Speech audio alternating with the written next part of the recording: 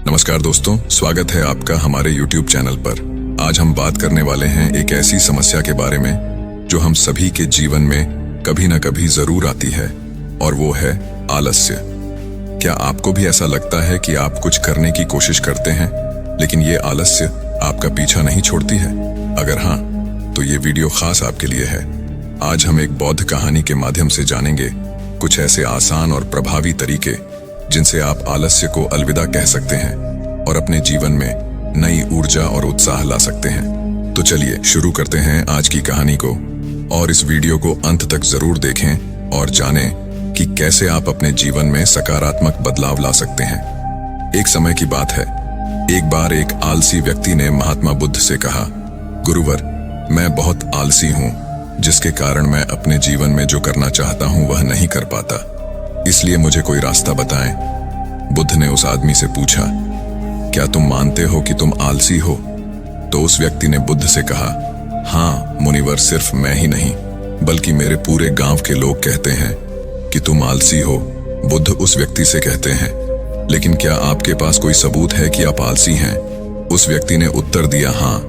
तब गौतम बुद्ध उस व्यक्ति से पूछते हैं, क्या आपके पास इसका कोई सबूत है? वह व्यक्ति कहता है, मुनिवर, मैं जानता हूं कि व्यायाम मेरे स्वास्थ्य के लिए अच्छा है, लेकिन मैं व्यायाम भी नहीं कर पाता क्योंकि मेरा आलस्य मुझे सुबह जल्दी उठने नहीं देता। बुद्ध ने कहा, लेकिन क्या तुम्हें पता है आलस्य क्या है? उस व्यक्ति ने कहा, मुझे नहीं पता कि आलस्य क्या है, लेकिन जो भी है वह बहुत बुरा है। बुद्ध ने कहा, सबसे पहले तुम्हें यह समझ लेना चाहिए कि जो भी चीज प्राकृतिक रूप से उसका कुछ न कुछ उपयोग होता है वह बुरा नहीं होता है। यह अच्छा आलस्य एक भावना है, यह एक विचार है जो हम अनजाने में खुद से पैदा करते हैं। आदमी ने पूछा, लेकिन यह कैसे है मुनिवर? तो बुद्ध ने कहा कि जब आलस्य पैदा होता है इसके दो कारण हैं, पहला शारीरिक और दूसरा मानसिक।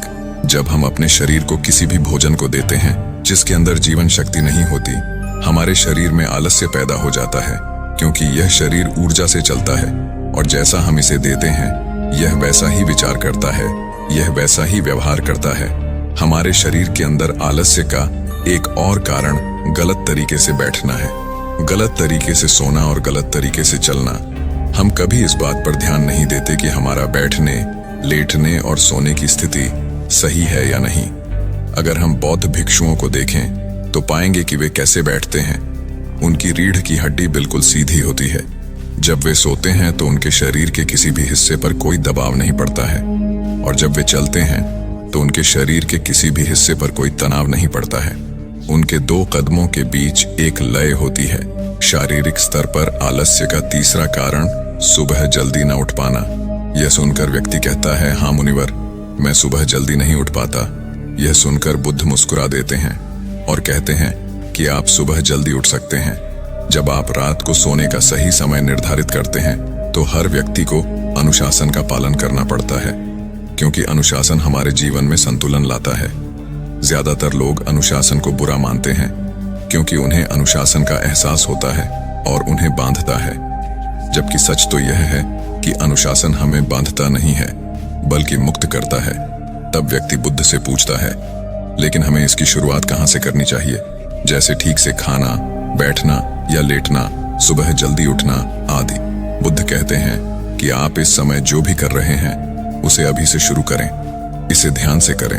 पहले आप मन के स्तर पर आलस्य को समझें, अन्यथा अधिकांश स्थितियों में मन ही है जो शरीर के कारण आलस्य पैदा करता है, क्योंकि मानसिक आलस्य का पहला कारण हमारी पुरानी गलत धारणाएं हैं। हमें लगता है कि हम ऐसा करने में सक्षम नहीं थे, पिछली बार भी ऐसा ही किया था और इस बार भी हम ऐसा नहीं कर पाएंगे। जब हम खुद को सक्षम नहीं मानते हैं तो आलस्य अपने आप ही हम पर हावी हो जाता है। दूसरा कारण है छोटे और आलसी लोगों का साथ देना। कभी कभी ऐसा होता है कि आलस्य हमारे अंदर नहीं होता है, लेकिन दूसरे लोगों की वजह से हमारे अंदर आ जाता है। ऐसा होता है क्योंकि हम आलसी लोगों की संगति करते हैं। उस व्यक्ति ने कहा, हाँ मुनिवर, यह बिल्कुल सत्य है, मैंने भी यह अनुभव किया है।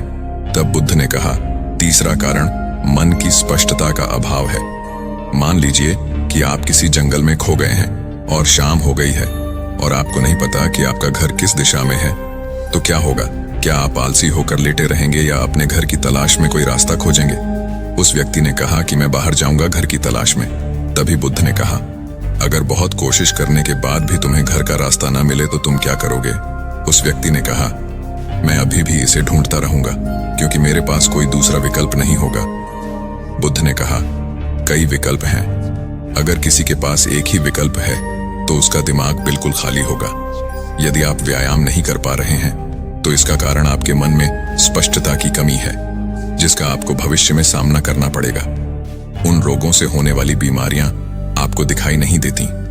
आप उन बीमारियों से होने वाले दर्द को महसूस नहीं कर सकते हैं। आगे महात्मा बुद्ध ने कहा कि आलस्य का चौथा कारण यह है कि कोई भी काम करने में मन नहीं लगता। मान लीजिए आप सड़क पर कहीं जा रहे हैं और काफी दूर चलने के बाद आप थक जाते हैं और चलने का मन नहीं करता। जब आप किसी शेर को अपने पीछे भागते हुए देखते हैं तो क्या ऐसी स्थिति में भी आप अपने आलस्य के कारण वहीं रुकेंगे? उस व्यक्ति ने कहा, नहीं। बुद्ध ने कहा, तो समझ लीजिए कि आलस्य आपको वह काम करने से रोकता है जिसे करने का कोई बड़ा कारण नहीं है। तब उस व्यक्ति ने बुद्ध से कहा, धन्यवाद मुनिवर, अब मुझे आलस्य का पूरा खेल समझ में आ गया है। महात्मा गौतम बुद्ध उस आलसी व्यक्ति से कहते हैं, मेरी एक बात हमेशा याद रखना, जहां स्पष्ट हो या कोई काम करने का कोई बड़ा कारण हो, वहां कभी आलस्य नहीं हो सकता। दोस्तों, आलस्य मनुष्य का सबसे बड़ा शत्रु है, क्योंकि आलस्य जीवन में कभी भी प्रगति नहीं कर सकता। आलस्य मनुष्य को इतना निकम्मा बना देता है कि उसे परिश्रम से घृणा हो जाती है और वह सदैव आराम की अवस्था में ही रहना चाहता है। इसके लिए मेहनत के चश्मे की जरूरत होती है, जो आलसी व्यक्ति के पास नहीं होता। आलसी व्यक्ति को आलस्य दिन ब दिन अपनी चपेट में लेता जाता है, जिसके परिणाम स्वरूप वह दिन ब दिन मेहनत से भागने लगता है। मेहनत ही खत्म हो जाती है। नमक सिर्फ दोस्त हो सकता है, इसके अलावा इसे अलग करने का कोई रास्ता नहीं है। मेहनत से दोस्ती करने के बाद यह दुश्मन अपने आप खत्म हो जाता है। मेहनत ही सफलता की कुंजी है। इस बात को केवल एक मेहनती व्यक्ति ही समझ सकता है, क्योंकि वह कड़ी मेहनत के महत्व को अच्छी तरह से जानता है। वह जानता है कि कड़ी मेहनत ही उसकी सच्ची दोस्त है और इस दोस्त की मदद से वह अपने जीवन में हमेशा प्रगति करेगा। वह उस काम को छोड़ने की बजाय दोबारा और अधिक मेहनत से प्रयास करता है और तब तक कोशिश करता है जब तक वह उस काम को करने में सफल नहीं हो जाता।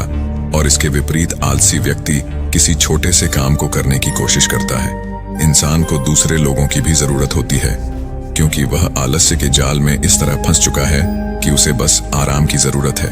यानी वह अपने कंफर्ट जोन से बाहर नहीं आना चाहेगा, रुकावट नहीं चाहता और अपनी पूरी जिंदगी ऐसे ही गुजारना चाहता है। दोस्तों, आलसी व्यक्ति कभी भी न तो मेहनत का महत्व समझ पाता है और न ही समय का महत्व। इसके कारण वह अपना पूरा जीवन बर्बाद कर देता है और अंत में उसके पास पछताने के अलावा कुछ नहीं बचता है। जबकि एक मेहनती व्यक्ति समय का महत्व समझ लेता है, दिन प्रतिदिन कड़ी मेहनत करके अपने लक्ष्य को प्राप्त करने का प्रयास करता है। इसलिए आपको हमेशा मेहनत से दोस्ती और आलस्य से दुश्मनी रखनी चाहिए।